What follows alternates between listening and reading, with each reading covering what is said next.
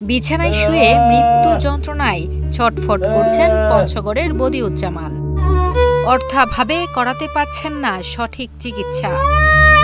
ছেলেমেয়ে থাকলেও নেন না অসুস্থ বাবা মায়ের খোঁজ।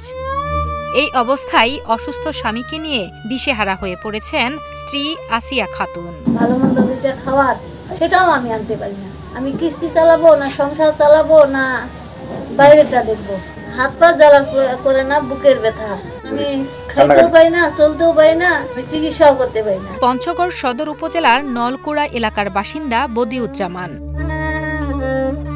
গত ৩ বছর আগে আলসারে আক্রান্ত হন তিনি। চিকিৎসকের কাছে গেলে জানতে পারেন ফুসফুসেও পানি জমেছে তার। পাশাপাশি হৃদরোগ সহ নানা জটিল রোগেও আক্রান্ত তিনি।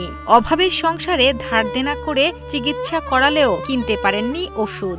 একবার নদীতে নামি যায়, আবার চিল্লা হাল্লা করে, আবার দৌড় পারে আসে দেখি ডলাডলি করে, আবার থিওরি ও চিল্লা হাত ধরে পা ধরে যাইও না, তুমি যে মানা করো আমি চলবো কিভাবে?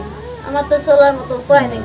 স্বামীর অসুস্থতায় সংসারের হাল ধরেন স্ত্রী আসিয়া খাতুন। বাড়ির পাশের তালমা নদী থেকে অনেক কষ্ট করে পাথর তুলে আয় করেন সামান্য ২০০ থেকে ২৫০ টাকা। কোনো দিন পাথর না তুলতে পারলে জ্বলে না চুলাও। এ অবস্থায় করাতে পারছেন না স্বামীর সঠিক চিকিৎসা।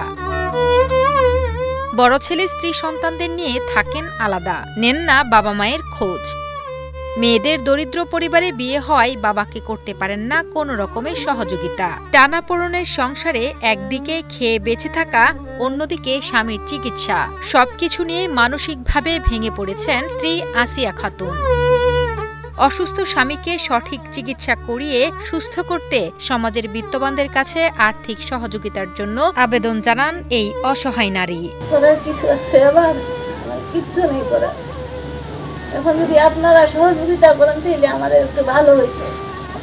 আসিয়া বদিউজ্জামানের এমন কষ্ট সহ্য করতে পারছেন না প্রতিবেশীরাও। অসুস্থ বদিউজ্জামানের চিকিৎসার জন্য সরকার সহ সমাজের বিত্তবানদের কাছে আর্থিক সহযোগিতার জন্য আবেদন জানান তারাও। বালি উঠায়, পাথর উঠায়, ২০০-২৫০ টাকা কামাই করে। এটা দিয়ে তো আর ওনার ট্রিটমেন্ট চলে না, এটা দিয়ে ওনার সংসারও কোনো রকম চলে আর কি। এই পরিবারটা ৩ বছর থেকে এই অবস্থা হয়ে অসুস্থ হয়ে পড়ে আছে লোকটা। মহিলাটা তো মনে করেন নদীতে পাথর বালু উঠায়, খায়, চিকিৎসা করে। ওই অবস্থায় রংপুর নিয়ে গেছিলো, অনেক চিকিৎসা হয়েছে, কোনো কাজ হয় না। অল্প টাকা পয়সা নাই, কাজ হয় না। এখন ইদারিং মনে করেন যে আবার বেশি হয়ে গেছে। এরা খুব অসহায়, মনে করেন নদীতে পাথর উঠায়, ২০০-২৫০ টাকা হয় কাজ। এখন চিকিৎসা করবে না, খাবে না, কি করবে, ওরা কিছু অসহায়।